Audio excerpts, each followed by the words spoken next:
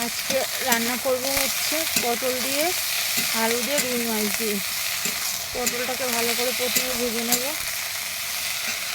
এই যে মাছ ভাজা এইখানটায় হয়ে গেছে, এইখানটায় আলু আর উচ্ছে ভাজা আছে, ওই উচ্ছে কাটা আছে, এটাকে ভাজবো। আর ভাত হয়ে গেছে। পটলটাকে ভালো করে ভেজে নেব। লবণ আর হলুদ দিই না, কারণ আমার দাদি বলে লবণ হলুদ দিতে নেই প্রথমে, তাহলে পটলটা নাকি কালার আসে না, লাস্টে দিতে হয় লবণ হলুদ। আলু আর পটলটাকে ভালোভাবে ভেজে নেব। ভাজা হয়ে গেছে, নামিয়ে নিয়েছি। কড়ার মধ্যে তেল দিয়ে দিয়েছি। তেলটা গরম হলে পেঁয়াজ দিয়ে মশলাটাকে কষিয়ে ফেলব।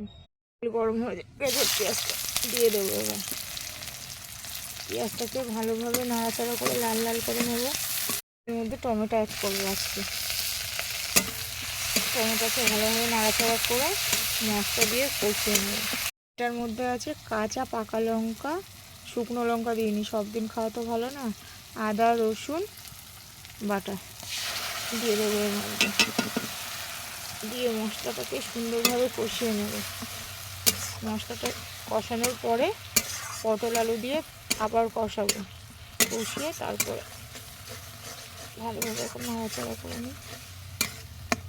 মশলাটা সুন্দরভাবে কষিয়ে নিয়েছি, এর মধ্যে তেল ছেড়ে দিয়েছে, মশলাটা কষানো হয়ে গেছে।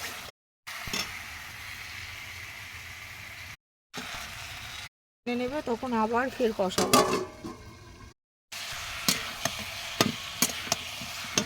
কষানো পুরো হয়ে গেছে।